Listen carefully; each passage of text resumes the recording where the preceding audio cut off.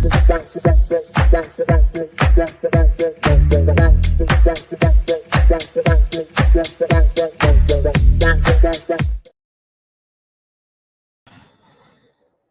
ragazzi, benvenuti. Welcome everyone. Mike, how are you? Good, thank you, mate. How you doing? You good? Extra good. Exciting time.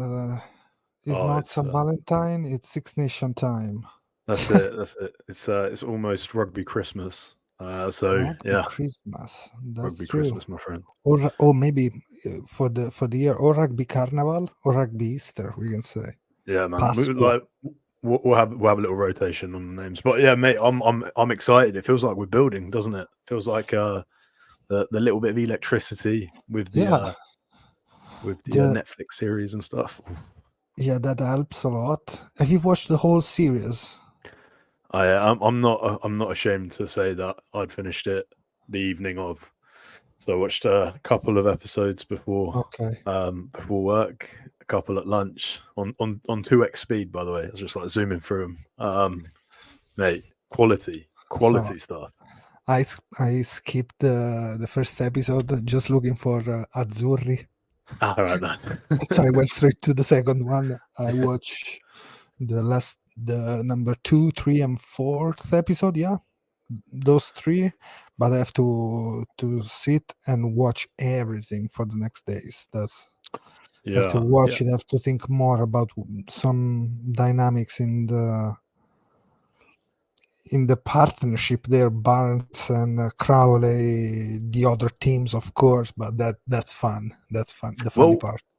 If obviously there's a few things that we can pick apart here, but let's start quickly with Neil Barnes and Crowley. They were like antagonists, weren't they? They were like complete opposites, and that was what was needed, right? Bad cop, good cop. Exactly. Good cop, bad cop. Perfect description. It's exactly what was needed. And it's really nice because obviously I knew very little of Neil. Obviously you're the well-educated one on Neil, like you've been saying how good he was since it was announced. But yeah, I was really like, it was nice to see the dynamic. I was really impressed because obviously you don't see that stuff. So kudos to the Italian Federation, just saying, "Yep, film what you want." Go ahead. That's the good part because they opened the doors as Seb Negri and actually Stephen Varney too. They said to us when we chatted with them last May, something like April, that. May time, yeah. So they already talked with us about a little bit about the Six Nation Netflix series back 1 year ago. They know they were filming something, but they didn't know the name. For example, the Full Contact as a name. So we definitely really those episodes, good episodes back in the days 1 year ago. Yeah, well, I was going to say it also feels like it was a little bit of a precursor to. Of course, to all this, the right? now situation with Stephen Varney, for example. Yeah, and it's stuff that we picked up on early days. So listen, like I'm all for this Netflix. I mean, what were your thoughts? Like, just candid. Like, what were your raw, just first impressions? So, for what I saw, you can see it's not specific, but because they don't want to be so specific. Also, to have not a passive viewer. That is a point for me. I think it's cool when you start looking something. Maybe you're gonna start. Hey, let me read more about that.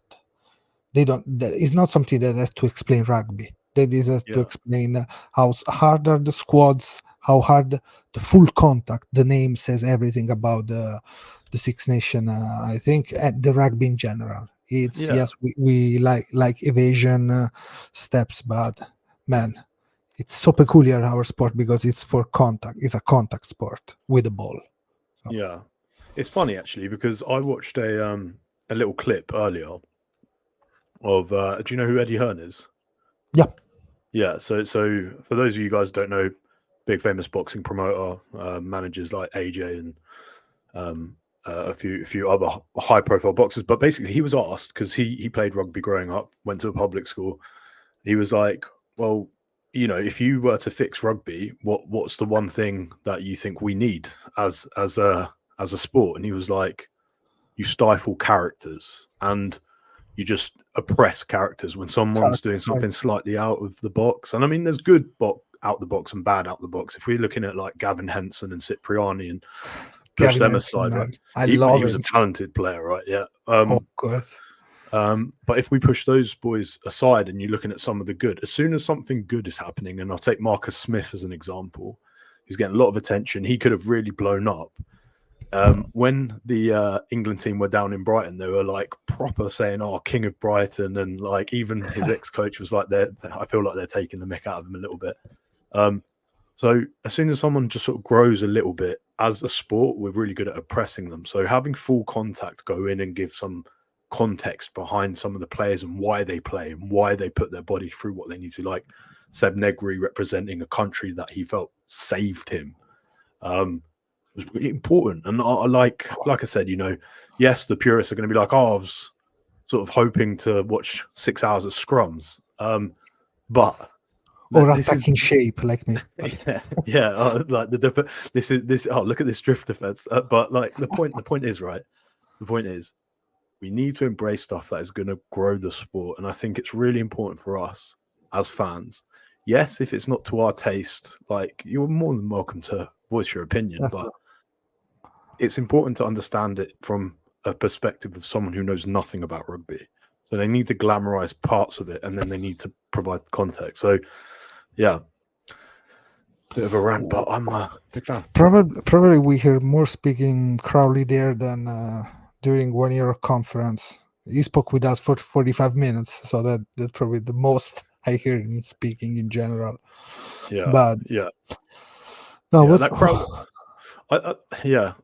Our Crowley stuff was in depth though. Like it was, I don't think he ever explained, bar on our podcast last year. I don't think he ever explained why we didn't kick, why we did all of this stuff. So people started just coming to their own conclusions. But like I said in our chat offline, in our WhatsApp chat, is ultimately what happened was.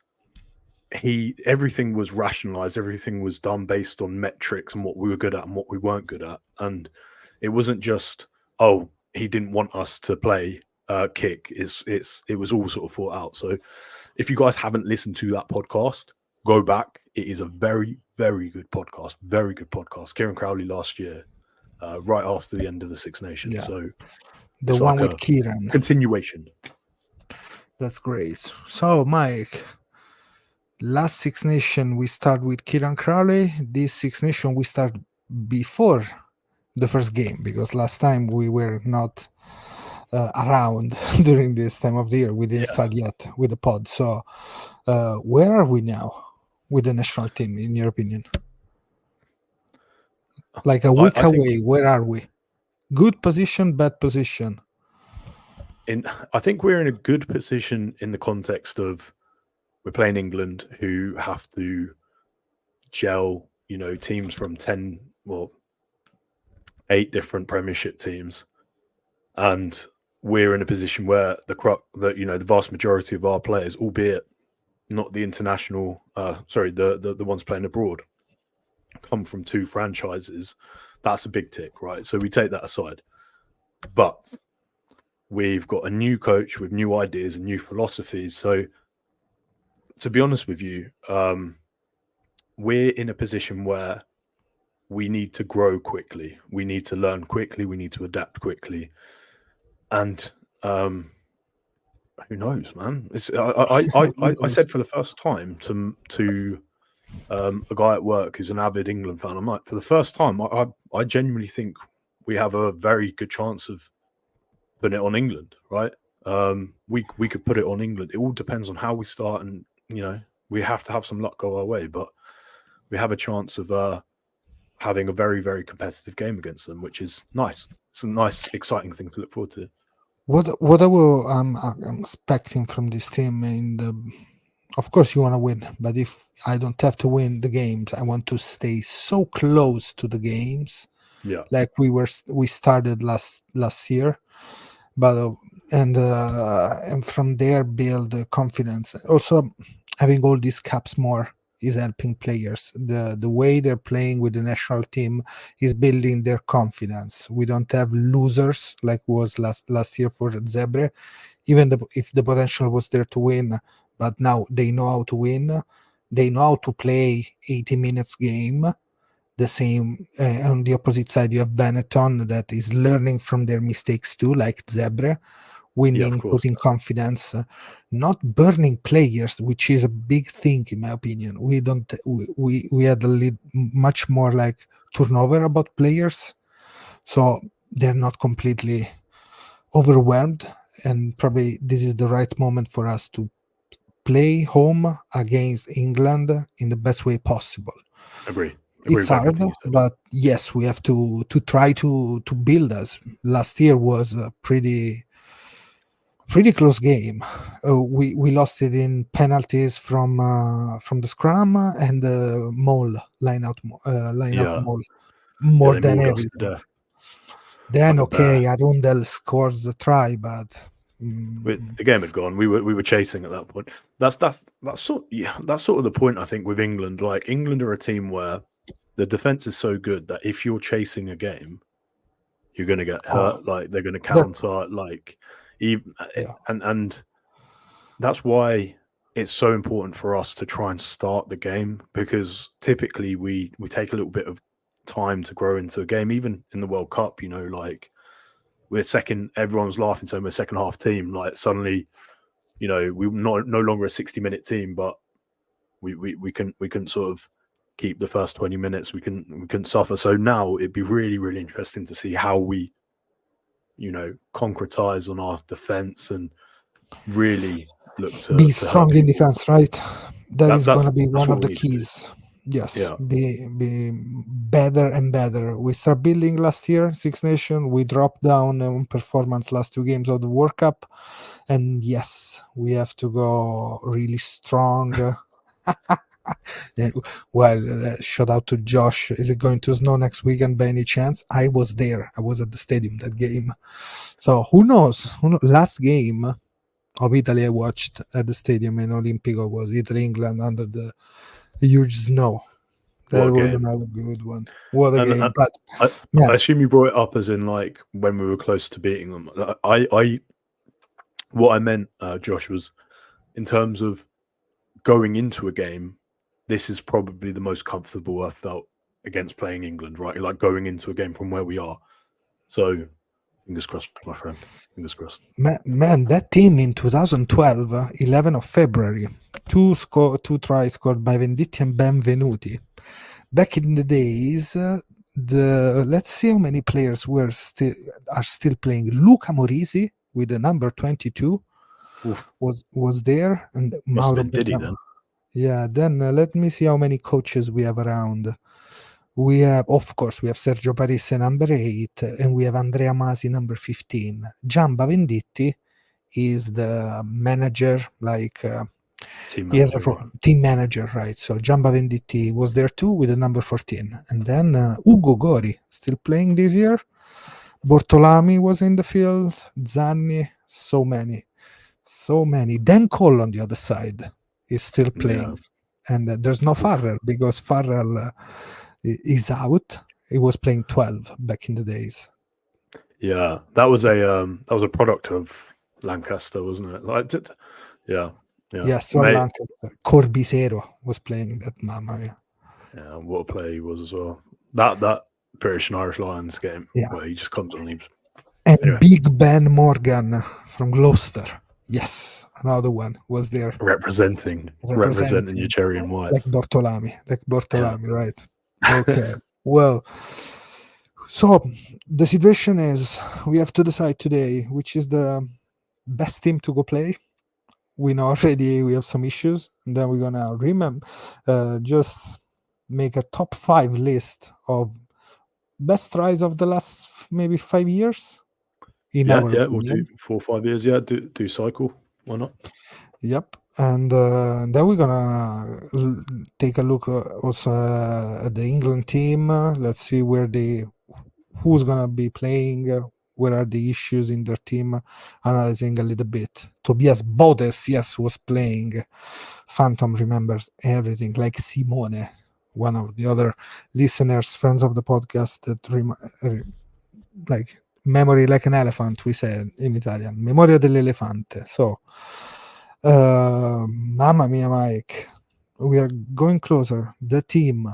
Let's speak about yesterday, 2 days ago, Mori and Capozzo. Capozzo said, "Okay, I'm ready to fly." Let's say.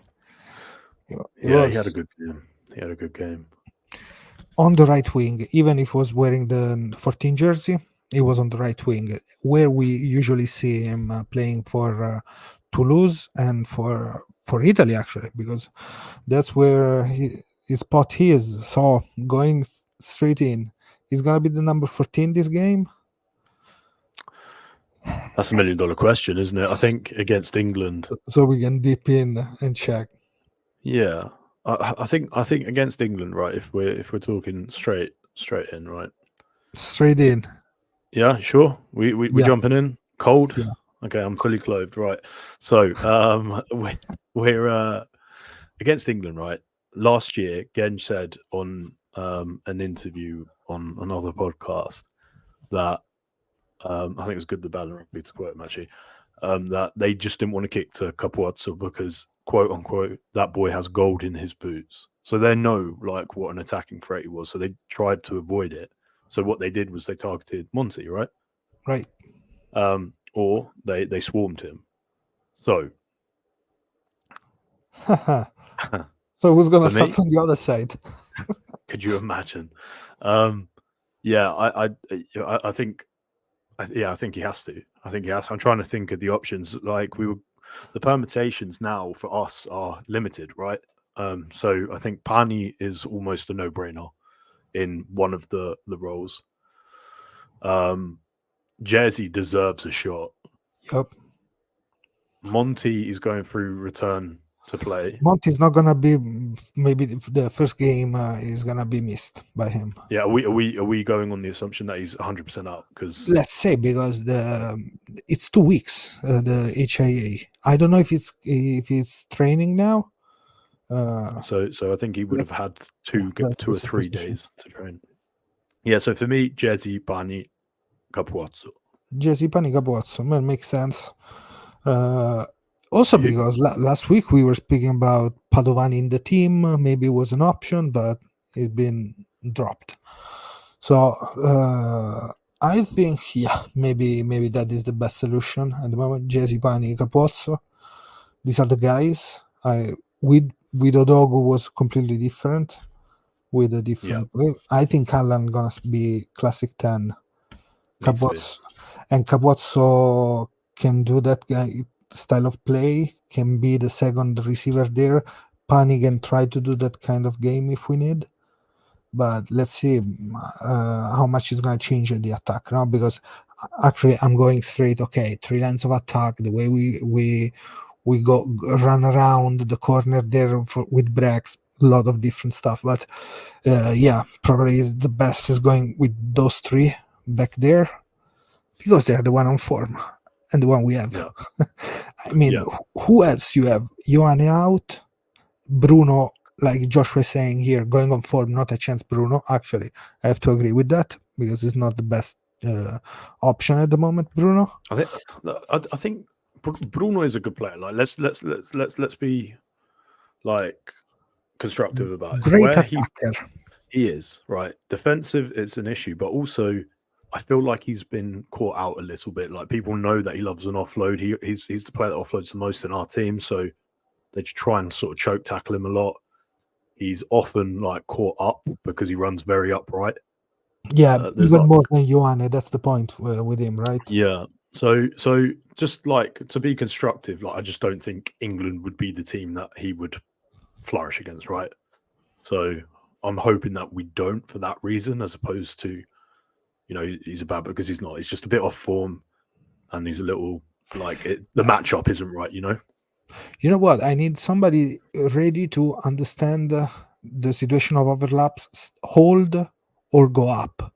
Usually Bruno is always I'm going up, straight up, And he and they leaves are so space. good in moving the ball behind that we need somebody like maybe Capozzo this week play really well in defense.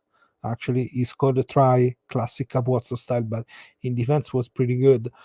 Not only for the tackle and the juggle, but in general how he was moving there. So he was ready with his body ready to jump out or drift with the eyes on the ball and the defender. So that was really, really good for him and give me more trust in that way. Yeah, yeah. That's. I think A because light obviously, I'm sorry. back three. It's a light back three, but it is the best for us, maybe based on form. Yeah, yeah. And we're going to talk Jersey a little bit. Like, I Oh think yeah. I think we just assume because he's on fire, he's a shoe in, which he is. But I think there's also elements where he's going to have to shore up for test level, Absolutely. right? And he needs to prepare himself because he's not going to get as much time or space. That said, I think he's deceptively strong. He shows that because, well, we've seen his tries, right? Taking 2, 3 players over the line with him, and he's so little, mate. Like he's a wiry, strong guy. So fingers crossed he gets more time on ball. No. Let's see how I'm just gonna move from there. So the back three is that. And then we have to move forward. The centers, we saw Mori playing so well. Is he going to be the option from the bench? He's going to be starting? He's going to be dropped this week? Because it's hard, because you have only 8 players from the bench and maybe 2, 3 positions for the backs, and usually one is a 9. So Yeah, it's I'll let you go first, my friend. I'm going with I think this kind of game, the first game can be a good chance from the bench. I think starting So, from the so bench hard. yeah. So you're going Hard 5-3. 5-3, yeah, maybe Okay. a 5-3 can be the idea. Do the centers pick themselves for you? Almost because they know each other so well. Defensively, both strong. Mori is getting much better in defense. Yeah, he was very but good, wasn't he? but I think I'm still going with the ability to move around a little bit more than Mori by Menoncello and Brex. So I'm Okay. going with that. But Which potentially in attack, the best two. If it was only an attacking game, put Mori Menoncello together. Go smash hard lines, smashing players until they can, and let run Mori on Marcus Smith, on George Ford, on Fraser Dingwall, whatever. But go strong there. But which side? Because this is like I've seen a lot of For chat on me, Twitter. it doesn't change anything. You can put 12-13 on the jersey, and then we know what they can do. So Okay, fine. Okay, cool. and Good. the 10. Are you agreeing? Yeah. Are you agreeing with me? Of course, of course, I agree. But yeah, no, I do agree though. Mori could potentially cause England. Like I think Mori will be more of a handful. The only Lawrence, you know what I mean. The only Lawrence. Yeah, England. exactly. Like Ollie Lawrence. Yeah, exactly. And that's sort of the mold, I think, right? Bundiaki, Ollie Lawrence. That's the running threat. Like, but obviously, I think he could cause England some trouble off the bench. But as we'll go through, it's just England. Like I don't know 6-2, 5-3. I'm conflicted, but let's move forward. Go on, mate. 10. Tommy Allen, of course. Tommy Allen is my 10 at the moment. They're busy. Maybe from the bench it's gonna be great, amazing. He's gonna score the drop that we need to win. But I'm starting with Allen. I don't have to think about that. Actually, Good. So Good. I'm going with that. My number 9. If we're changing the boxing style, the kicking style, both are really good. If you want to go with somebody that usually start the games, you start with Varney. He's on form, yes, but Pajrelo is playing well too. So maybe starting with a Pajrelo can like release Varney from some pressure that we know he can suffer, but he can still prove his point, bringing quality. later on. So maybe it's that. Yeah. I know He- Pagerello from the bench offered different option. Yeah, I'm inclined to agree with you for the reason that if somehow we're in contention of winning the game, or if we need to manage the game better, Varney with the box kicking coming on at 60 minutes, 20 minutes, where he knows his trade really well. He does it with Gloucester week in, week out.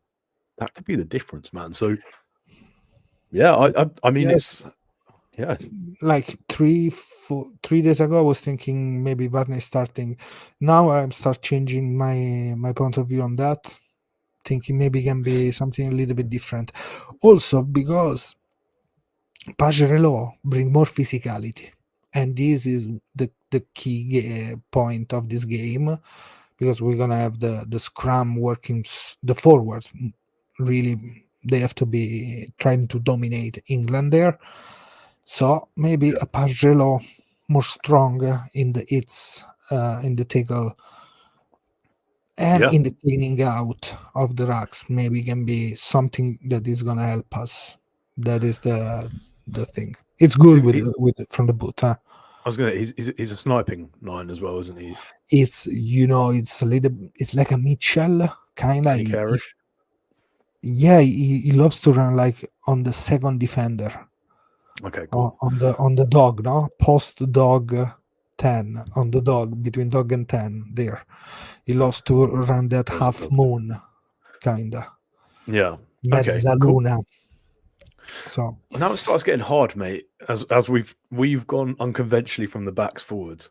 yeah, When nice, to the but back wait row. a second, because Don't forget to subscribe to our YouTube channel, drop us a follow on X, former Twitter, and follow us on Instagram and TikTok. You can listen for Fratelli D Rugby podcast on Spotify and every other platforms. We also have a group chat on WhatsApp. So message us to join the family. okay, fancy as usual. So the team is going to be announced, I think, Thursday. If we play Saturday, it's gonna be Thursday afternoon, I think. Yeah. No, I think so. Probably around lunchtime, 1-2 o'clock. I'm guessing. But So make some, yes, Mattia and Robbie making good points. Yeah, because on the chat, on the Italian side, on my chat, they were speaking about the team, how to change the team. So good points. Yes, great chat in both chats on WhatsApp. boom. Great stuff. Phantom, Josh, here we see a lot of friends of the family. Back row. So today, Zuliani spoke to on Rugby about mindset, fighting spirit, working like trying to dominate England, and the work that it has to be done by the forward is going to be fundamentally in every area of the field. So I think the focus on the breakdown, it's key in this situation now. Zuliani is ready, seems like. Yeah, well, it's that, isn't it? Like against the Steve Borthwick team, again, we know what they're going to focus on, right? They're going to focus on dirtying our ball as much as possible and putting pressure on our key players. So yeah, we do need to be aggressive in the back row. We do need to put our heads in places where we shouldn't. And now I'm so conflicted, because actually I think, I don't know, like Lamaro's playing really well now. He's found form, and then if we're talking about form, like we can't exclude someone like Isakor from the conversation. So like and then obviously Cannon is just, I think Cannon is safe. Like I think the AJRZU is his, but Seb Negri is on fire at the moment. We've got so many on form players. Vincent, like. Look, I'm gonna show you this to everybody. So if you're only listening, please look the video. So we have this ready. Talk about the back row now, because we have the quality there. All the players are pretty close. It changed the defenders beaten. We have like Lamaro less than everyone, but Lamaro is the one that passed more the ball than everyone, and the best of floater of the team. But he's also the player with more turnover, one between Zuliani, Negri, Izegor, Vincent, and Lorenzo Cannone. Lorenzo Cannone is massive. He's the number 8. No clues about this number 8. But Yep. Vincent, what he can bring, it's something pretty similar. And on the same style, we have Izegor and Zuliani being so strong too. And that is great to have the quality with players that they are home and they can show more in the next months. For now, wherever you're gonna pick, you know they're gonna work really hard. Yeah. How they're gonna release the pressure in a positive way. That is the only issue maybe with an Izegor debutant. Zuliani, no, Zuliani was already a World Cup player, so no problem with him. Yeah, I'd love to see the speed stats on the top 3 on your graph. I'd love just to be a fly on the wall and see what sort of who is the fastest out of those 3, because I reckon it's close between Izagor, Cannone, and Vincent, but I maybe more Man, inclined to put Vincent. But so, oof, who's gonna be the first choice if they have to move on the backs? Who are you gonna put? Vincent, Izegor? Who is gonna be? oh, it's like if there's an injury, Yeah. Who are you gonna put there? Izagor. Izegor. Okay. Yeah, Okay. yeah. Just like you can't 98% tackle success. Like whatever. What was it from last week? Sorry. 90. Look, it's 98. Let me check. Yeah. But anyway, like Yeah. let's say 1 or 2% meters, standard. sorry, 15 tackles per on every 80 minutes, for example. Yeah, One of yeah. the I mean, big stuff. he deserves a shot. He deserves a shot. And then They're good. They're good. they're good. We're stacked. We're stacked in the back row. Locks, I think Cannone AJRZU. No issue there. Pick themselves. Then who's gonna be in your bench? Yakitsi, double Shall we position. do the bench? As in, Let's think. One lock, you have to bring it anyway, right? If you don't want to bring locks, I'm okay. no. It would be like Yakitsi, because he can play 2 positions. He's like, Yep. and what he's played at Benetton, he hasn't looked out of place. He looks good in a winning team. And like when he's and come on. then, so perfect. We are good there. Yeah. We know Zambonin is playing better, but for now, Yeah. that so then because Yakitsi can call 2 in the lineout. And then we have the props and everything. So front row, Zuliani Spagnolo Zuliani. Sorry. I was going to say Zuliani in the front row is new to me. Fischetti. Spagnolo. Yeah, no, I got you. Fischetti, yeah, I mean, either or. I wouldn't be upset if I saw one start over the other. They're both brilliant. Like, as long as they play like they've been playing, good. No, we are agreeing on Rizzoli with us in the watching from a seat the game this first week. Yes, but depends. And this is a question for you more than anything. Nemer was to be fit. Would you bring him back in for Rizzoli, or were you going to keep him as Rizzoli and leave Nemer out? Nemer out. Okay. Now Nemer out. I didn't see him at all. What the problem is for me is the ability at the hooker. Like, I don't want another situation like Ireland. Oh, we have Lamaro. We have Lamaro throwing in the middle, so we're good with that. Don't worry about Mike. It's not gonna. Do you want to know how much I swore at the TV when he said throw out instead of taking the uncontested scrum? Do you know? Do you want to know? Like, I almost broke my TV. Like, Jesus Christ, I was so angry. So angry. Anyway, back to happy reports. Then Lucchesi Nicotera.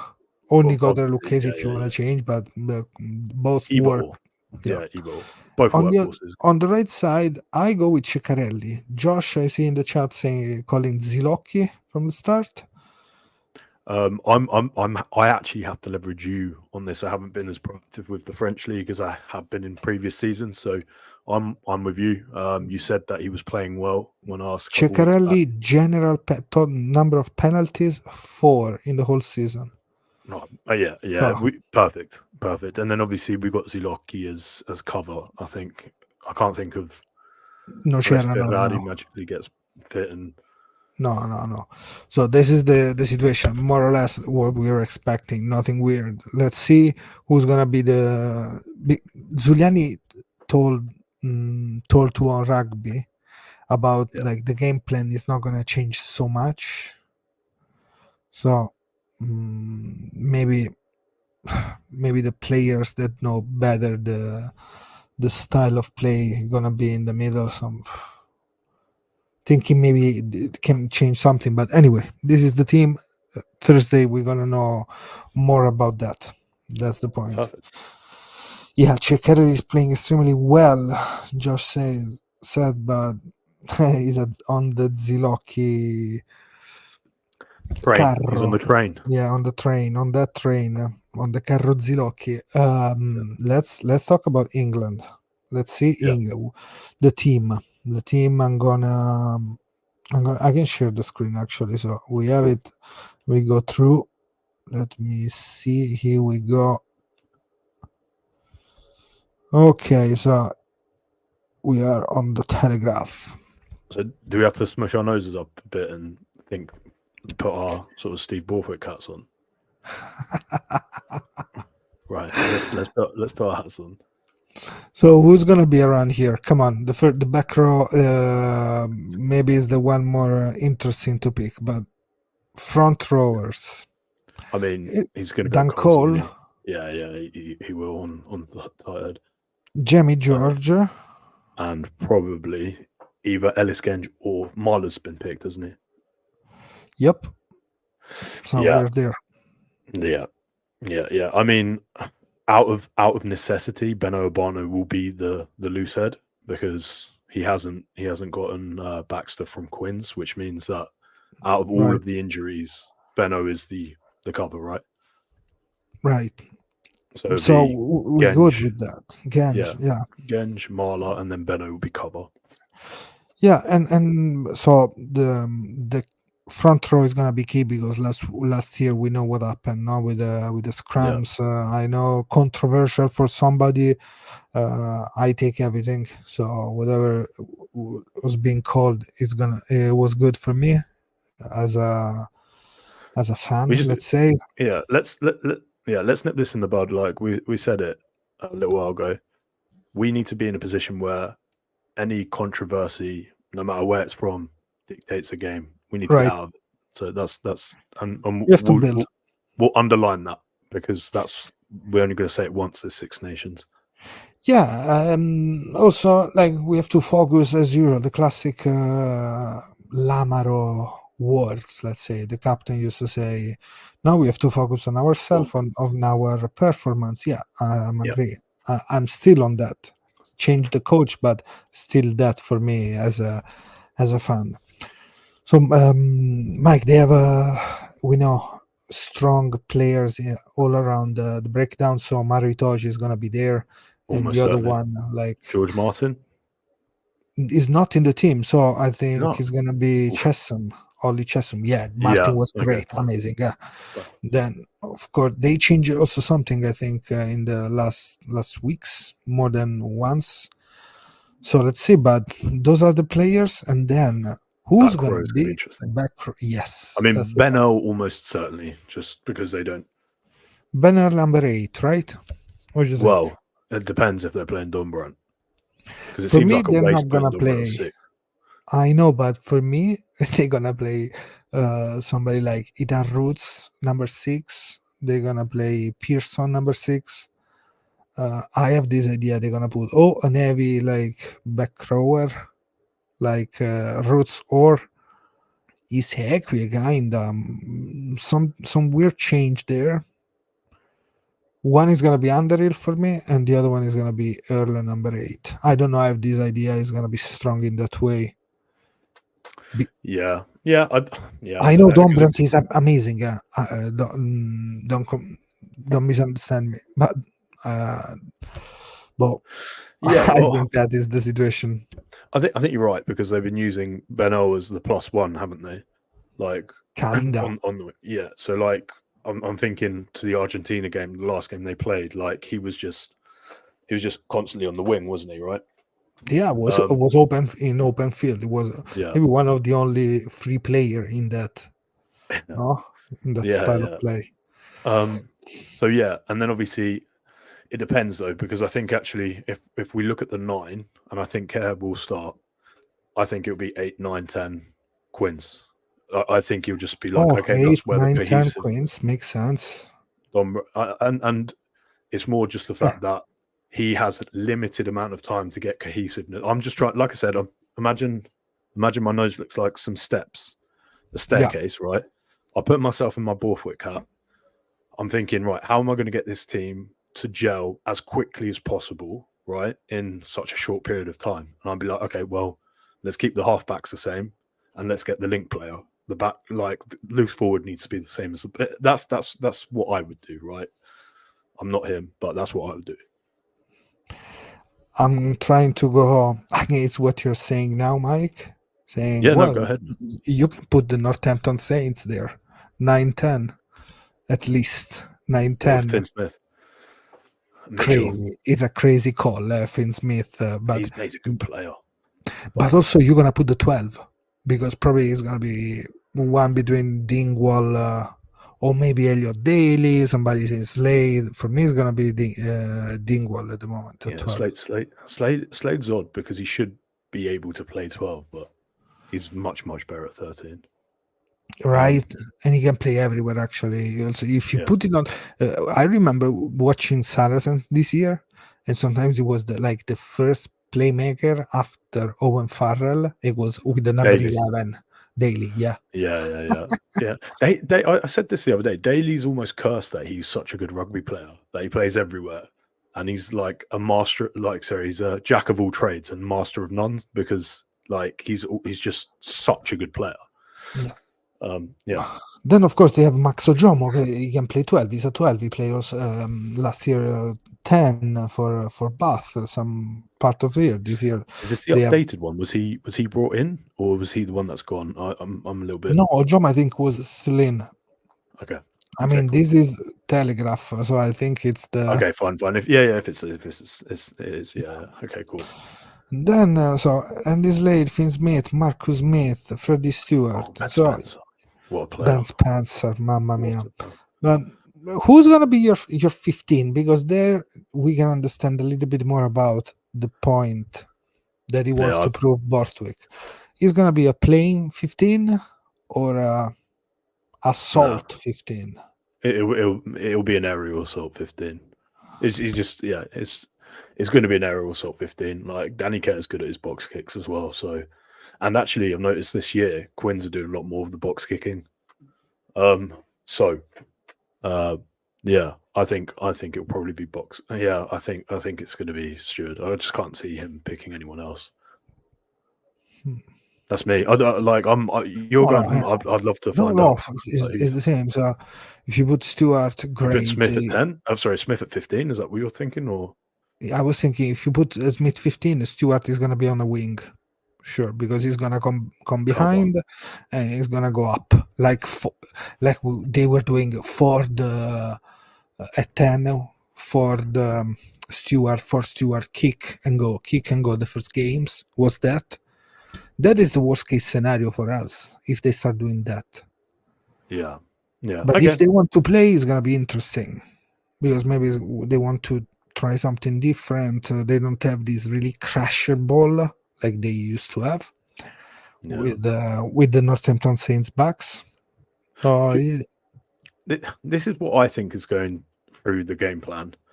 Traditional South African, Georgian, English. We're gonna box kick. We're gonna really pressure the catcher. We're gonna feed off the scrum. We're gonna kick. We're gonna repeat basically what they did last year, right? I think that's what they're gonna do. Then they're gonna build like a layer, but the basics are going to be the same because they won't have time to implement what he will want to have implemented post World Cup. That's my gut feeling. I could be wrong. The fact what they love and they know is their quality, their soul, their tradition is they're comfortable in defense. So that they're gonna try to push hard against us in the first minutes of the game as usual. Like last year we suffered early tries conceded. So Yeah. maybe if we're gonna be good there, they have to keep playing, and if you keep playing, you can commit some mistakes more, and maybe there we can also get strong, get stronger and stronger. Yes, the new defense coach of is Felix Jones. Is not somebody like with zero quality. He's one of the best defensive coach at the moment. So, Yeah. So we've gone through England. Yeah. Do we? How confident are you now that we've said it? Is the question. I'm confident. Let's see. Come on, I'm Scale of 1 to 10. 50% five. I'm a 5 5 out of 10. Okay, cool. Not to like, and okay, right. Let me because change there the is question. like if it was with Crowley, I was going with different expectation in general. Okay, let me change the question. How confident are you that we're going to compete for 80 minutes? Oh, that is. I'm so. That's the I'm question. an 8, Yeah? 8.5. Yes. Good. That's the energy we need. Yeah, I'm 85. I'm I with you. want to compete. I want Yeah. to. I don't have to believe in, but I want to because they can. I'm ready to get hurt again. Let's do it, boys. It's going. We're going. Let's call Marcello. That's it. That's it. Let's call We're ready Marcello. to go again. Right. What else? Oh, just another quick reminder. If you're gonna listen to us today, tomorrow, and you're interested into a great dinner at the Museo del Rugby, just go look at our stories on Instagram. There's all the information. There's gonna be somebody. Let's say Yeah, somebody. there's gonna be some legends around, and some rugby players, but legend 1 and 2 will be here. So Yeah. if you want to come say hello to us, then yeah, we're gonna be there. We're gonna be everywhere. We're gonna be at the stadium on Saturday. Yeah. We're gonna be at the press conference inside. Post game, we're gonna be around. We're gonna record the podcast at the Rugby Museum.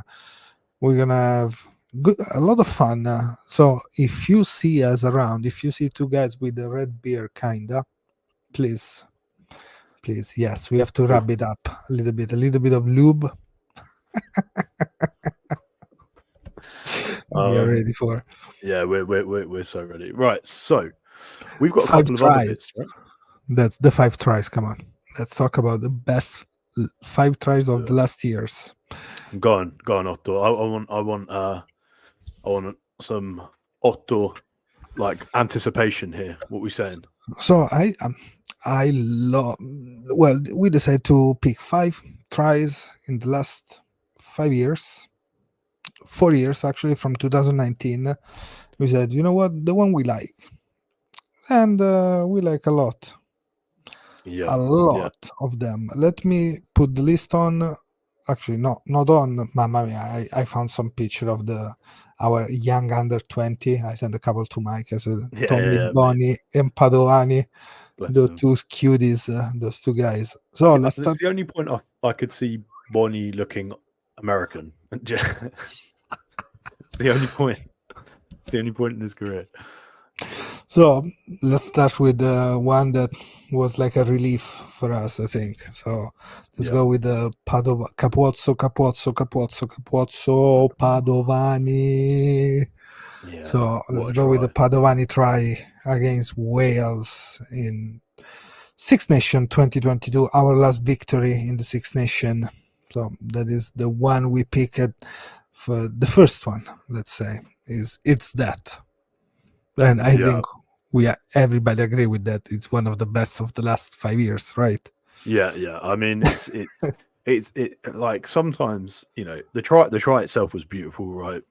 Especially from what Capozzo did, but I mean, like sometimes it is like what it meant and like when it was, and like everything was just perfect. It was like drama. It was like a good drama, good opera, right at the end. Good opera. I like that idea. It just was just magic, right? So go, and we're gonna play against in Wales this year. So who knows? Yeah. Maybe Marcello is gonna be there cheering Italy. It's gonna be interesting to see how the Wales situation is. this year. But Yeah, we're gonna talk yeah. about that when When the time West comes. game. Yeah, second try, Mike. Right, yeah. So this one might be a little bit out of people's memories. It was right at the end of a rather grueling game with France, but there was a Bellini try, and let me just try and sort of describe it a little bit. So from midfield, I think Licata just came on, managed to do a lovely out the back offload, wrapped up 2 or 3 tacklers in that tackle. Got the All on ball it. to Hayward. Hayward on a hard line, just running straight off. And he drew the last 2 defenders for Bellini to just like trundle over. He was exhausted, but a beautiful try.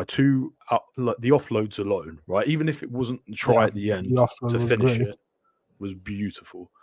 So yeah, that made our list. And yeah, over to you for number 3.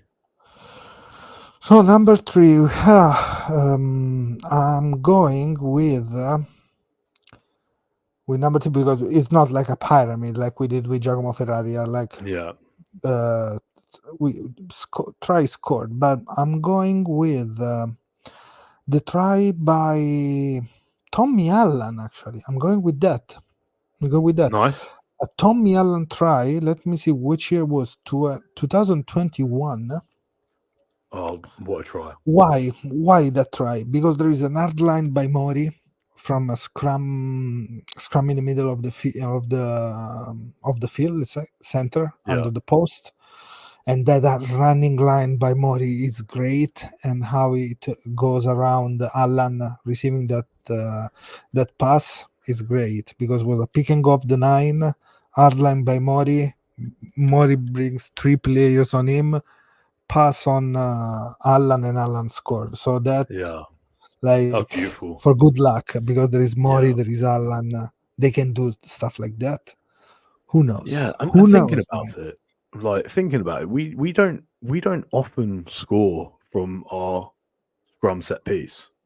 Like we Right. don't, as in like first phase, right? I'm trying to think of the amount of first phase tries like that we've scored in recent times, and I think maybe Was Brex with the kick through to Brex. That was off. Or was that multi phase? I can't remember, but I can't think of many. no. General speaking, I think it's pretty hard for us. Sometimes we have some good stuff, like good moves, maybe two phases. Think about Varney's try against Ireland last year. There was that line break, glorious line break from Cannone. Capuozzo against France as well, Oh, where he gets it in that's the corner. good. I think that was off a scrum, right? Yes, there was the scrum. The Anyway, he one, gets it no, into the actually, corner with Audrey. Was it Audrey who's yeah, there was chasing? Aldrich there. Yeah, yeah. So that I think that I'm trying to think, but there's not many. We don't score many of them. So more the merrier. Like that's what Morty can bring for those of you guys who don't know who he is. Have a little look in the top 14. He's been tearing it up. He's been doing some Yeah, brilliant stuff. So that's what he can bring, right? absolutely. He can bring stuff like that. Talking about Capozzo, Mike, which one is another one? A good one about Capozzo. This is number 4 at the moment, right? Yeah. So I believe it was the second try against against Australia, where he there was the wraparound with Monty, and Monty sort of passed it on. So it was A it stack 3 of lanes of 4 attack? players, 4 Yeah, players of attack. that's it. Everybody. And it could have gone to any one of the 3 players to run it in, but it was just pure confusion. The look of absolute and utter dismay in Australia, where they just didn't know. That was like the shell shock moment of that game. So Yeah. yeah, It was like one of the peak of Italy rugby under Crowley. Think about like the system agree. when you want to look at the system. That's When it was one clicking, of the, yeah, when it's clicking, right. Then we have more actually. We have one more.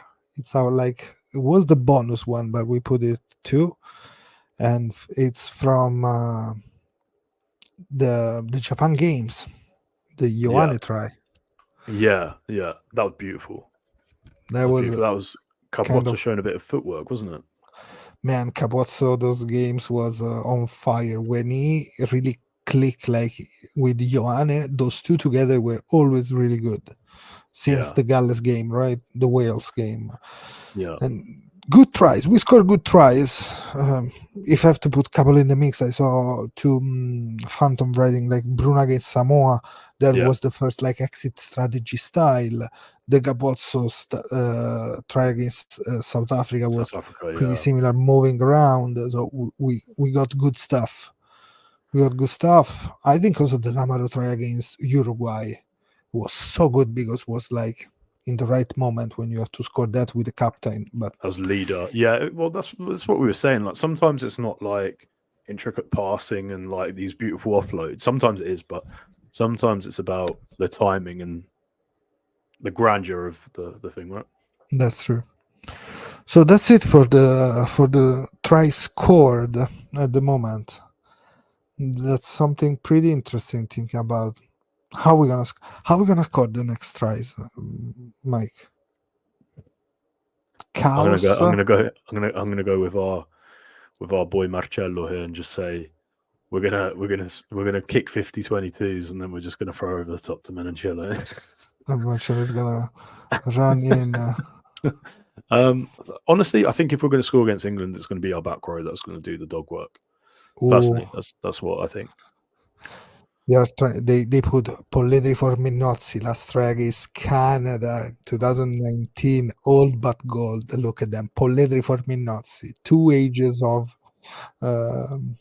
rugby. Yeah, the heartbreak for Italian fans. Josh knows. Joan Meyer, a couple of really good one. The one against Ireland, the one against Wales, the one Wales, against, where he was, who was it? Was it Sheedy? He sent to the moon. yeah, explosive. That number 6, huge, Yeah, big number 6 running in the white channel. yeah. Love them. What a player! Shame we're What a injured. player What for a player. us. Yeah. Yeah. So that's the situation, gents. It's almost an hour out, and we're getting closer and closer. The next podcast in January is gonna be it's gonna be recorded in Italy, and we're gonna put it out on Friday morning. It's gonna be the special from the museum, so it's gonna be We're pretty, excited. yeah, good stuff, Mike. Let me Saturday know morning, right? Or was it Friday Saturday. morning? Sorry, Saturday morning. Yeah, Yeah, yeah, yeah, yeah. before the game. Yeah. Put it on going to the stadium or Oh, just mate. waiting for the game. Looking We're gonna, forward to it. Looking forward to it. Looking forward to having a yeah, few drinks as well, mate. yeah, a It'll be couple of nice. drinks, couple of good pizzas around. Let's see where we have to stop eating. Maybe Trapizzino just before going in the stadium. I have a Perfect. couple of good places. Don't Yeah, worry yeah, about yeah, it. yeah. I'll leave you as the official guide Yeah, for me. Yeah. and if you are in Fiumicino, guys, just let me know. I'm in Fiumicino, so I know where to drink some good beers. Nice. Shall we just finish it with like if any of you guys want to join us or want to like let us know, just drop us a Josh, message and we'll go Josh, from there. là il Josh stai là pure tu, Josh. Come in. Let me see. Let's do this. Let me put That's it. in the chat. In our chat, I'm putting this.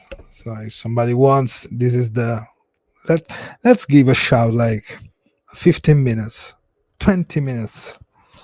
Because this is already like a pod, 1 hour pod, clean pod. There's a lot of Yeah. stuff to say, but let's see if somebody's gonna pop out. Beer Wave in Fiumicino al 67esimo minuto in Fiumicino. That's where you can find me, Domenico. You can find me there. Actually, today I don't have the shirt. Probably at the stadium I'm gonna wear that. Let's see if Josh is gonna join us or not. If they're not gonna join us, it's fine. Let's give Ooh, 1 minute good. away. 1 minute, 2 minutes. That's it.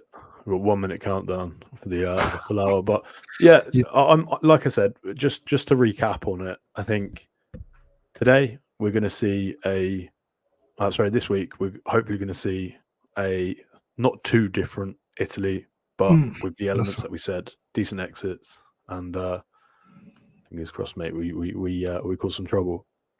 who we can cause some troubles. Yes, but like how? That's the point. With Oh, chaos, Josh said 1 1 minute. minute. He's on his Okay. way. Josh today did a couple of good stuff, a couple Yeah, of yeah, good yeah. comments. Yeah, he's Like, funny. who cares about Wales? That's the point now. Let's think about us. Let's think about what we can do. We can get better, of course. Can we beat England, Mr. Gambero? We said, Mister, that the Signor performance is Prawn. key. Mr. Signor Prawn. Signor Prawn. Can we beat it? We have to be perfect to beat England, no matter what. We cannot just rely on their issues, if they have issues. The number 3 team in the world at the World Cup, just to remember, because Yeah. yes, we play, yes, and everything. Oh, look what we have now. Phantom, welcome. Here we go, Phantom. There we The go. voice. There we go. Where is the voice, Phantom? I don't Oh, know. Hang here on we a go. second. Here we It go. is. We got Yeah. you. Got you. Hang on a second. I've lost you. I don't know why. There we go. Between one podcast and another one that you let Go. us know when it's out. Sorry, I'm getting confused. There's too many screens and too much things going on. Anyway, yes, I was about to take the dog out, and then I saw the stream thing come on. I thought I better come and rompere un po' di maroni. Always, always. I can't wait. I can't wait for Josh to come on. I think Oh, I'll it's gonna just be turn off my camera and go downstairs. I'll watch it.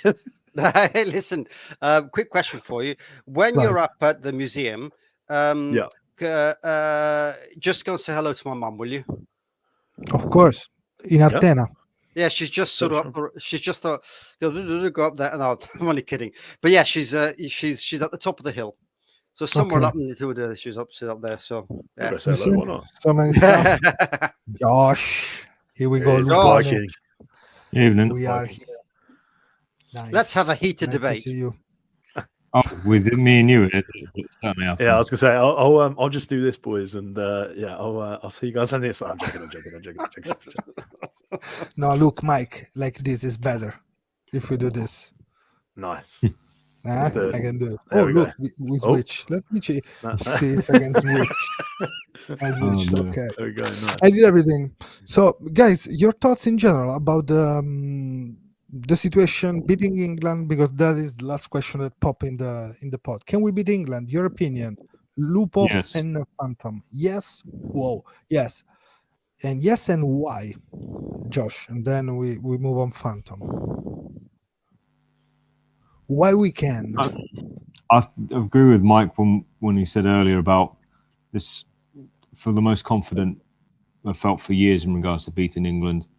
The team, all players selected, and were all playing well. Whether that's Benetton with where they are in the URC, or the team, or the players from Zebra and abroad, who, even if their teams aren't in the best position in their respective leagues, they themselves are still playing well. Like I said earlier, Ciccarelli is playing extremely well in Perpignan, and they're near the bottom of the top 14. So bring it positive, because the momentum is with us. Like, the players are getting better than last year. This moment of the year, last season, they were still struggling position wise in the URC. Players, maybe they were playing, but not the best. Phantom, can we beat England? Yes, and you know me, I'm very, very positive about it. I think, I thought last year we could have won the Grand Slam if it wasn't for moments in the game. And the difference is whether or not you, in those moments where you should do whatever you need to do, you either do it or you don't under pressure. That's the difference, not the technical value of it. It's not. It's once you get to a certain level, it's all in how your head is and where it is. Most boxing game matches are won in the head, basically. Just to reiterate what you're saying, Phantom, I understand what you're saying. We are not the sum of our parts. That's basically what you're saying, aren't you? Like, we have the ability to beat people. It's just we're not the Yeah, sum of maybe and the and and result. You know? and The and, and perfect all, finishers. We are not. yeah, and half of that really is the coaching staff, and the reason Wales always punched above the weight was, and I have to say, Sean Edwards somehow made them, and others. I mean, Rob Howley's good as well, and there were other people. There was that they could actually make them punch way above their weight, and I think Italy have always had good players. And but they've never always had the rub of the green, or even just had the cool head. Um, I am I am very confident, as you know, about Quesada's way that he is. When you see somebody and how they comport, how they show themselves, how they stand, how they act, how they and there's a calmness and a, a real cool head. And I think if he can transmit uh, that character to the players, then in difficult moments in the game, they will do the right thing. They'll have a sense of total, they'll be in the zone. They're not thinking, they're just acting. And I think he gives that impression. And I really liked his interview on the BBC Sound Rugby podcast. The way that Let's say it's more like he is really like he said different times, if he likes the human mind, let's say, no, la mente umana. So the study on the psychology of players, that how to building a team, all those kind of stuff, he loves it. Yeah. Actually, we know Crowley is different on that. Yeah, I think that kind of stuff, right? and in some ways, looking at the Netflix series that I didn't particularly like, it's interesting how Crowley and Neil Barnes are kind of really old style coaches, right? And maybe we're now in a point in modern rugby where it's a different way. In the same way, a lot of army training is different to how it was 20 years ago, 30 years ago. It changes, right? And I think I get the feeling that things are going to be more efficient in what we do. I want to quickly just touch on that point, because I think there's a point that you raise which is very, very good. And it's a general sort of consensus about like kids growing up, right? And because kids growing up now obviously are so well looked after, and they rarely, obviously there's extremes on both sides, there's rarely sort of like true adversity that they have to go through, that there's almost like a not built up resilience. And this goes into coaching, and I'll explain why it's relevant. I think Crowley was the coach that was needed at the time. He was softer. Yeah. He was slightly more like patting people on the back, and I think there's a lot of value in that, and especially in the Netflix documentary when they were following Stephen Varney. Like, he needed to reassure him, saying, right, you are our number one, right? Like he's even said it on the thing, and it's like that. Like I said, I wasn't even tongue in cheek. He was like that reassuring, like parent, or like reassuring parent for a lot of these players. He's just making sure that they felt warm and comfortable, and that's what we needed after years and years of people basically, like, the media oppressing us and like devaluing our team. They needed to find value, and he provided that at the right time. So I think Crowley is I disagree with the point where you said Crowley's like not a modern coach. I think Crowley is the modernist coach that we've had, as in because of that reason. He's you could argue Conor O'Shea was. You could say Conor O'Shea. I mean, Conor O'Shea was a brilliant coach as well. But with Mike, you open everything. Crowley also did give him an earful when needed. If you remember the was it Facing Goliath documentary that Rugby Pass did? Yeah. The opening scene of that was him. I'm trying to remember his words. I can't remember if he was swearing or not. Basically, calling them all soft, and that they get one small injury, and then that's them walking off. Yeah. Look, yeah, but going back, as I said, I think Quesada is much. I I think hope he is a cleverer coach. I think he's a cleverer coach. no, he's a good coach. That's no point on that. Let's see if he can like bring the results, because of course I Yeah. think Mr. President wants the result, and I hope so, because the team is Yeah. getting better and better, and Uh, uh, everything is developing in the right way. yeah, and I think he's also quite detached. I don't think he's a coach that will have his favourites. And for example, though I think he'll play Brex at 12 and Menoncello at 13, if he thinks that Mori will offer a smash and grab, and he sees he sees the way England are playing, and sees that, think, do you know what? Actually, I think Mori would better. He won't have any kind of favorite compulsions. He'll go, no. He's very cold. He's very cold in the way he chooses things. He doesn't have. He gives that impression that he's very aloof, away from the players, nice to them as a pair, and a good relationship, but a healthy one. But at the same time, he's not. He hasn't got his favorites. In a way, he's quite cold, like Bortolami is in that way. And I think maybe I might have been a little bit wrong about Bortolami in the let's way in a way. No, I still think that he did do a bit of a dirt. I still think let's focus now a bit on Italy on that, but yeah, like, but I Gents, think he's not that cold.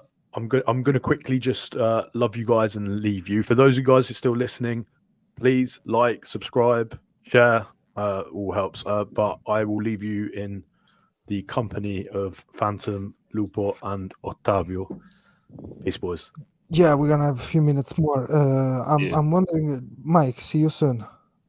So, See you, mate. Josh, tell me, like, of course, we know Quesada, the past and everything, but your expectation about the coach in general, what do you think? Like, it was a good choice, or you were thinking somebody else maybe before being picked?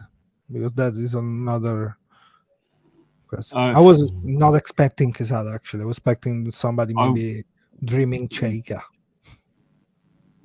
Yeah, to be honest, I wasn't expecting Quesada. Then again, I wasn't particularly hoping Crowley was going to get sacked. Oh, sorry, no, released. It's Really is, yes. yeah, With the sugar, with a little bit of sugar and honey. yeah. That was my preference. I was going to take it to 2027, but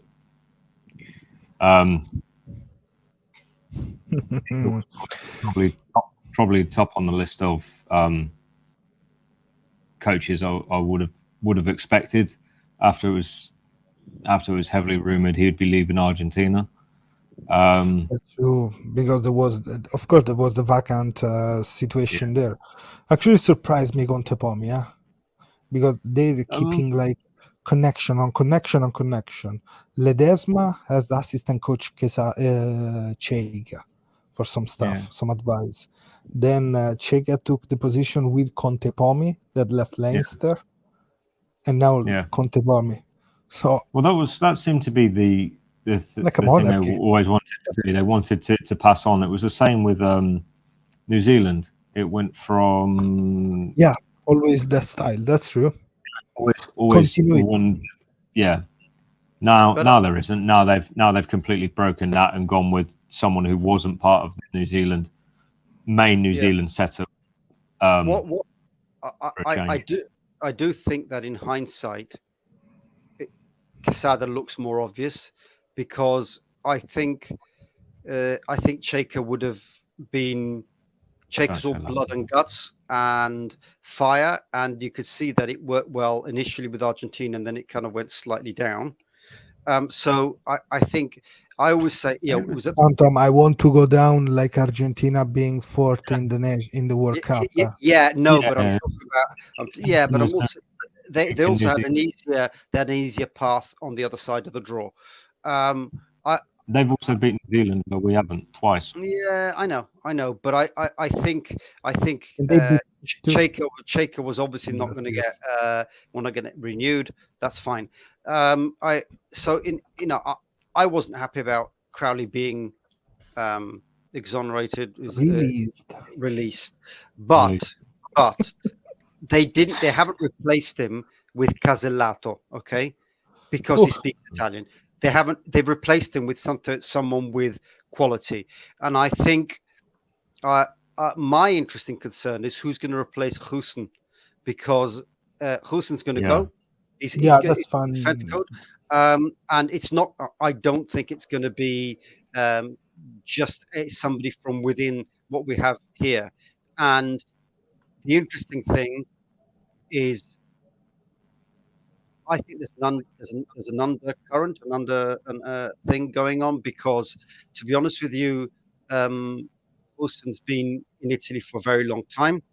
He's very Mm. much part of Italian furniture, and it seems that he wants to leave. So I'm wondering whether or not Quesada already has got a defense coach in mind, and he's working now with Hussen Or until. maybe it's himself, the next defensive coach, can be No, in charge of that. I don't think so. Having listened to that interview that he did for Sky, or was there, he's very much the way he's doing. He's being a strategist, and he's very he wants More to head coach delegate. style. He wants to delegate certain things to certain people. I definitely get that impression. What is interesting is that maybe Hussen had a contract, and Hussen maybe doesn't want to work for Quesada, or maybe Quesada doesn't want to work for him. In the meantime, they've got to. He can't afford to put him in gardening leave, or maybe it's another defense coach that is not available yet until the summer, and therefore is staying on. Depends a lot about the connection between players. Sorry, Yeah, wouldn't surprise me. No, go ahead, Josh, and then I'm gonna put together. No, I was going to say it wouldn't surprise me if Quesada does have someone lined up. He worked with Fernandez for quite a long time prior. He's got a lot of good connections in regards to coaching. I always have this thing of if a union's going to bring in a new head coach and the coach wants to bring in his own team, then if you're going to pick this coach, support him with that. No, it's fundamental. You cannot leave somebody from Yeah. maybe you don't know the relationship between team and players. I'm not Yeah, saying exactly. that Goose and the national team, the players, it's a bad relationship. I don't know that at all. But just thinking that can be also a scenario. Is going to be a toxic scenario before starting. But also, Where is going to go, Goose? What do you think, guys? Probably Japan. Well, he hasn't got anywhere to go as far as we know, and there's nothing being said, even though we know he's not going to have. And the other thing is also, defense coaches are not all the same. They each have ways that they want to do something, and then that may not fit in with a general That's plan.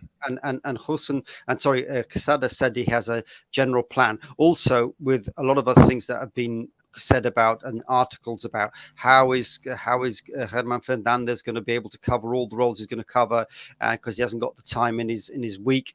He is literally with the team for the Six Nation games the way Brendan Fenter was with the team. So he's not full time. So he's basically being seconded for the moment of the Six Nations and the Six Nations only. So it's very clear, in my opinion, that they are slowly changing the whole coaching staff, but there are contracts, and to be fair, maybe Innocenti doesn't just want to drop Hussen out of it. He's saying, look, it's not going to work out. You've got till X amount of time to find another job, and by all means work together. And he's being reasonable with him. And that can also happen where you're not necessarily going to have bad blood. It's just going to come to the end of the road of a relationship, and that's just it. But it'll be interesting to see in the summer who else comes in. I wouldn't. I'll tell you what. I'm going to say something really strange to you. I'm going to say Mario Ledesma is going to somehow turn up in Italy. Mario Ledesma, who understands Italian. I remember. Well, he speaks Spanish. It's pretty easy. No. No, I know, get that. But I remember when Mastrocola was interviewing him and he said, shoot it in Italian. And he went, no, but just ask the question in Italian. I'll answer you in Spanish. So he literally understands everything, but he just Oh, is confident in speaking. I remember that very being like, oh, okay. Because obviously I think his family spoke Italian when he was a kid, so he could hear it. Yeah. But I think he might turn up. I don't know why, but I think somehow he'll turn up. Now, whether that means Moretti's out in his ear, I don't know. But we'll see. this exactly that was pretty fun because I forget about him for a second. I know I mentioned him before, but actually I said, yeah, where is he now? Who knows? Who knows? I'm thinking, can be Gusen a resource for the national, like for the under 23, for the under 20s, or for the franchise now? What do you think, guys? Lupo. I'm It's- really not sure. I think he's had such a. I know he's been in Italy for a very long time, but he had such a working relationship with Crowley. the Would Franco Smith he situation be? too. Yeah. Would it? I, I, Hmm. I can't see him staying in Italy. I just can't. Phantom. Yeah. Well, I mean, the problem is I was always a bit suspicious of him, even when he joined, because he suddenly became the kind of he had every single job going at Treviso, right? He went there as a player, then suddenly with Franco Smith became part of the team, and then he was like, it was almost like you're one of the family, so we'll all find you a job. He did one job, then he did another job, then he did another job, and he covered practically all the different roles. And suddenly he became a defense guru because he had a 1 hour conversation with Brendan Fenter, and suddenly became a guru in defense. And then that's how he's churned out his living. Now he may be a good general coach, but I get the feeling that he made his name in Italy. And I don't know. It's difficult. I can't. Where's Craig Green gone? He was coach in Italy for so long, Look, and he's disappeared. last he been sacked, Craig Green, I think, from Fiamme Oro 2 years ago, Yeah, something like that. I think was the last infos about him, because then they changed. They put Castagna. They put yeah. now they have Guidi. So I think this Green, I think, was the recent years was there. One thing about Gusen, but in general, just because our weakest spot is defense, it's always been defense. So coaching Italy's defense is pretty fucking hard job to do because you're always there. You're not like, You think it's a hard job? Did you ever man, see I think so, because for years we didn't won because we can score tries, but we conceded points, I think. but I wish to point something. I remember the game against Fiji, England, and there was this big thing about the fact that Kevin Sinfield came and was a defense coach, and rugby league people they do 50% defense, 50% attack. So he was became a defense guru like all the rugby league guys. He did well at Leicester. He suddenly came in England, and I remember him. The try that Fiji scored with the winger coming in on the blind side, and all three defenders went one way and he went in the other and left a hole in the middle. And then you could see Kevin Sinsfield's face going, "What the hell was that?" And that was an England defense. And I think being a defense coach is a particular skill. It's just like you have medics that specialize in a certain area that have a talent for something. Being a defense coach is a specific talent of a character like style importance, right? So Because you you have have to to. be hard and strong. Well, no, it depends, because Sean Edwards has said that with Wales, he was very tough. With France, he's much more, because it's a different culture, but it's the ability, it's almost to be a really good teacher. A teacher inspires, because defense is not about necessarily talent. It's about doing the things that anybody can do, trained together to military precision, to be united and be a full line. And that's a skill set in itself. And it's not just understanding the technicalities of how do you keep a line closed up, how do you inspire people to be able to be so regimented to do it. And it's not an easy skill. It's not an easy skill. You've got to have an ability, an inspirational teacher in that sense. Do you know what I'm trying to get at? It's not No, that of easy. course. Look, speaking about Quesada, no, his defense with Jaguares was about like not showing tired face, being really strong. You know what was like enjoying the defense, like has to be a pleasure to defend, and that is of course is a skill set. On the other side, I think that it's physicality, it's brutal defense, and you have the mindset to go like a boxer kind of. But And let's think about the 2007, no, the famous coach that we had of defense, Omar Munaim, the one with Nick Mallet. He's still a crazy guy in a positive way, obsessed but extra energetic. Now he's the defensive coach of Exeter Chiefs, and they're a crazy team of pirates, I can say. Although they just got beaten by Saracens. But still, with the young kids like them, I want to play a team like that. To illustrate that not everybody can be a great defense coach, I didn't think Troncon, when he was suddenly hired to be attack coach, then he was told to make defense. It wasn't, it's not that easy. And the other point you got to make also is with no offense to Birchall, but Zebra's defense was learning, man. Yeah, but he was not a great defense coach. In comes Hodges and revolutionized the whole thing. So being a defense coach is not something you can just take up because you've decided that you've played rugby and you understand how defense coach works. Knowing how defense works doesn't mean that you'll be very good at imparting what you need to do. It's like you can be an expert in any field, doesn't make you a good teacher. Right, some of the great guitar players aren't necessarily the best teachers, and some of the best guitar teachers of course, are not a great guitarist, are not a great guitar, weren't ever a good guitarist, but they're a great teacher. So being a defense coach is really, really, really specialized and has a lot to do with your character as a person, as in strength, as in ability to inspire, as in ability to say, I'm going to follow that guy to the gates of hell in a way that and it's very difficult, and I couldn't do it. I mean, I don't have the skill set to do that. The defensive coach needs about Crowley there. Sorry, you what? So you could go back to talking about Crowley and Quesada with that one. Yeah. I mean, but then again, a defense coach doesn't necessarily make a good head coach. A good attacks coach may not make a good head coach, but they make a very good attacks coach. It's a. I mean, I remember Sean Edwards once saying I'd love to train attack, but somehow I seem to be good at doing defense, and that's what people pay me to do. Yeah, there's the passion too. I can coach attack all day long, but if I have to coach defense, I have to study the different way. I have to change my mindset on defense, bringing my attack in the mindset of defense. That's the point. But guys, one question: where are you gonna be for the game? So we can start wrapping up. You're gonna be home working. Phantom. I'm starting with Lupo. I'm not working for a change.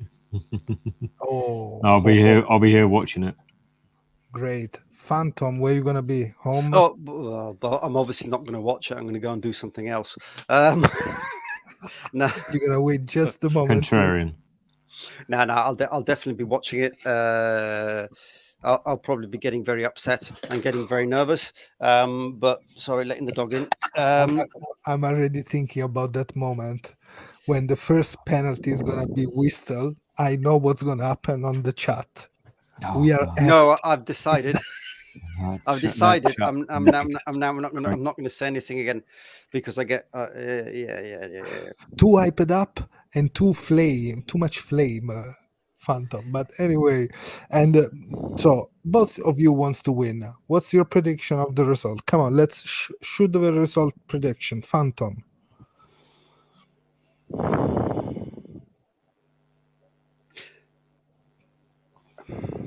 I think it's not just going to be a close game. Not going to be a close game. Not going to be a close game. I think if Quesada hasn't able to impose himself yet, then we could lose by result by Phantom. 20 points. Boom. But lose by 20 points. But if he's got his job ready, I think we could win by 15. Okay, 50. Oh, okay. Oh, the range is huge. Okay, 35 Yeah, points That's- range. yeah. I think the head will have that much of effect. If the head's not right, we'll lose by 20, and if the head's right, we could win by 15. Lupo. No, don't tell me Lupo just freeze right now. Oh, let me see. No. No, I move it back, but let's see. Yeah, it just freeze now. Lupo, no. Let's see. Let's see. No, nothing. I don't know. Yeah. It happens sometimes. Well, let's close it here. Let's wait a second if Lupo is gonna answer to this, and then I'm gonna do a couple of job of trimming to put all together this episode with good information. Let's see. Let's see if he's I here. would be very interested to see. I'll be very interested to see what we can do. This, I think, as I said, I think this game is the most important game because we cannot win against England with luck, with an interception, with something that a bounce that goes correctly. It's not going to happen like that. And Never happened with us. Never. no, but in a sense, with Wales, you could win on a lucky bounce, something if you're not good. So with England, you're only ever going to win if you genuinely are at the races and your head is in the right place. And if the head is in the right place, then I think we have the talent to do very good things. And that will be the case. That's why I think the range is correct, because if the head's not in the right place, we're going to be in trouble. And if the head's in the right place, then we have talent to spare. I love what Samuel is saying here. Prediction Italy by a couple of points, winning at the right time. Probably the closest situation. I want to suffer. Yes, let's start suffering. But guys, let us know what you think about this game. I think England are too good for us to only win in the last minute with a few points. That's the point. We're either going to be better than them, or who knows? That is going to be interesting because this week is going to be only speculation about this. And so Josh lost connection, but we will either win by less than 5 or England by 12. Just wrote in the private chat, but it's a pretty good one by Lupo too. And guys, that's it for today. Thank you, Phantom and Josh Lupo, to join us, and thanks Mike again to be here every time for the live streaming. Safe trip. Thank you. I'm gonna be Wednesday night in Rome. No, Thursday night in Fiumicino. Like, you're flying Fiumicino. Are you flying into Fiumicino or Ciampino? No, Ciampino, but I live in Fiumicino, so I'm gonna just take it. It's so nice, Fiumicino. The trip from Ciampino to Fiumicino is a bit of a pain. Depending by I arrive late at night, so it's gonna be pretty quick. 30 minutes, half hour. It's gonna be good. Anyway, night everybody. See you Friday on for the people who's gonna be in Artena for the rugby museum with one of the best flanker of 2003, let's say, and forward back in the days for England. One of the best player back in the day. Who was one of the best player? A blonde guy, back rower for England, 2003, 2007. Those years. Exactly. Lewis Moody. I'll be surprised if what's his name? What's his name from from Preston Grasshoppers? Preston Grasshoppers. Who knows? Outside centre for England. I can't remember his name. Will Greenwood, because Richard Greenwood was playing for Lazio, I believe, at one point. So So Will Greenwood grew up in Rome for a while. But look at this Preston Grasshopper. But look at this England. Bortwick, Ian Bolshaw, Will Greenwood, Paul Grayson. Wow. Look at those players. I didn't know that. And Sean Long. Okay. Yeah, because a lot of the guys. So Rick Greenwood used to play rugby league and rugby union, and coached And both then they codes. And then he went to Italy, and when he was playing at Lazio, and Will Greenwood was growing up on the side of the pitch in Rome when I was there, but I never even knew him. Weird name. Well, Phantom, have a nice week.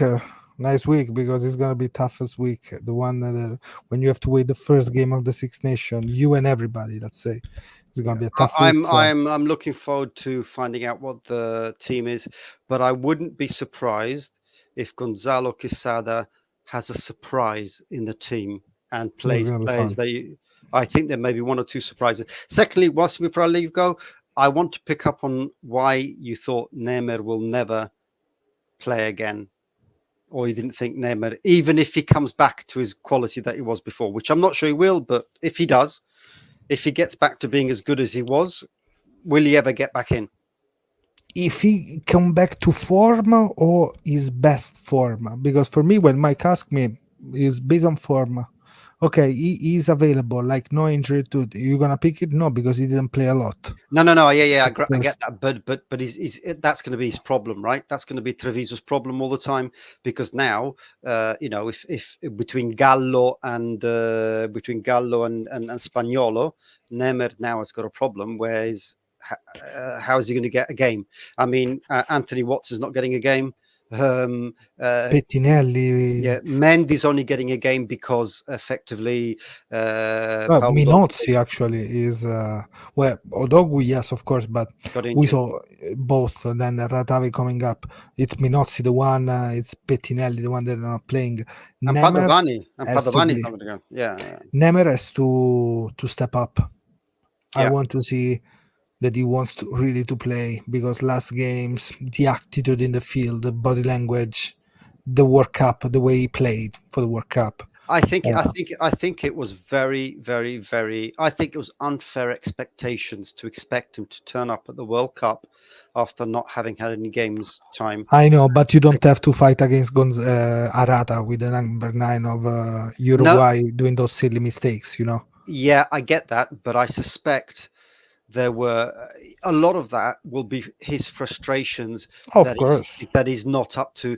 I think it was totally it was unfair expectations to expect him to be able to basically have no season and to suddenly be able to hit the ground running. I don't think that was I think that was an unfair pressure on him, and maybe he wanted to try and get it, but I think it was we should have known that was not going to be possible, and because it wasn't a question of him not being fit all these years, all this time. It was because he wasn't playing, and it's really, really difficult, and I don't think it was fair. But I mean, I don't think it's not only that, because if you see the way he play, he show us good stuff, but he never been like a really like 100%. You can trust on him in the scrum, which is where we need a player like him to be strong in the scrum, because he's a prop. Good the kicks that when he kicks, good when he try and offload, perfect. But I want a hard scrum, hard prop. No, I get that. But if you've not been scrummaging at all for a whole season, how on earth are you going to? I mean, one thing is training, but another thing is Phantom. You know why? The point, because I didn't put him in that situation. He put himself in that situation. Yeah. No, absolutely. Which is why I don't think he should have gone. I don't think that's true. I think they should have said to him, "Look, you need to game time under your belt." And after that first maybe warm-up games that he wasn't playing well, it should have been very clear that he wasn't going to hold the level. And ironically, maybe it would have been better to take Traore with us there as a third prop. Maybe. basically on the base. It would have been poetic justice in one sense, but also I think you had to be realistic. I think Neymar, you know, to have had to do what he has done before has to have talent. Now it's up to him to, because also psychologically, you know, you've been off with the game because you've been doing that and you were trying to. It's going to take a long time to get back, and unfortunately this season he hasn't even had a chance to come back because basically he's loaded. Yeah, he lose 1 season and a half until now. Yeah, Because I the mean, full year, let's say, he lose.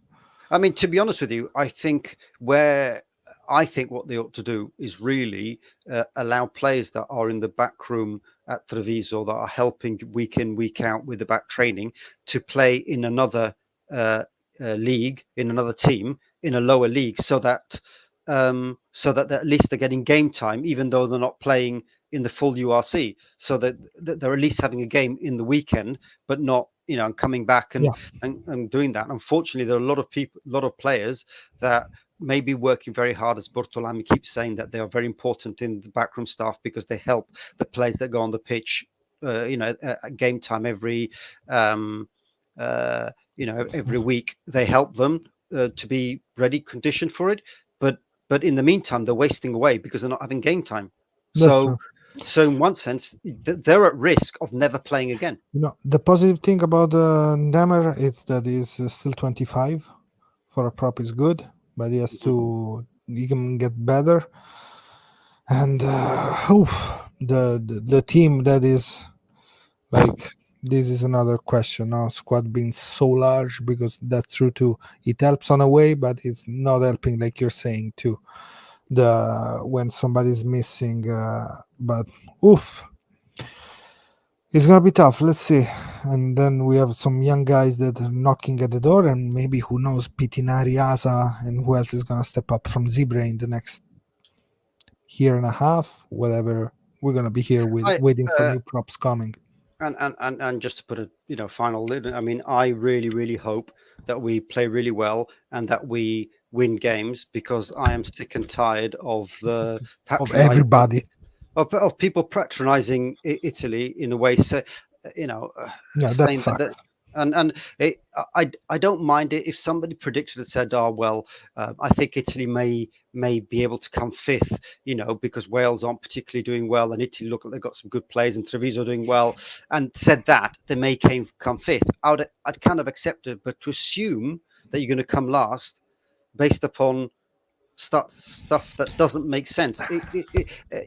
Sadly, like I said in the chat, sadly, stats make sense, because we usually not win so many games. I know the potential, I know everything. We trust in what Italy is doing, and we're gonna support them every time. But sadly, the results, they're getting closer than the big spread with France and New Zealand again. Now, hopefully, we're gonna close again this huge gap about points and stuff. But I don't know if you know, but the odds on bettings, if you're into betting, are 100-1 to win the league. 100-1. Okay, some even 500-1. I mean, if you were a gambling man, and I'm not, and I wouldn't do it, but if you're a gambling man, I put €10 or £10 on coming fifth, on coming sixth, £10 on coming fifth, £10 the chances of That's that a good happening. idea. I mean, 500. You put That's a good one. Let's do it. I'm not a gambler at all, but I'm gonna put and I on wouldn't. Italy against Yeah, England. yeah, but the odds are so ridiculously huge that Yeah, it that's makes no huge. sense. It makes no sense. It's like, well, okay.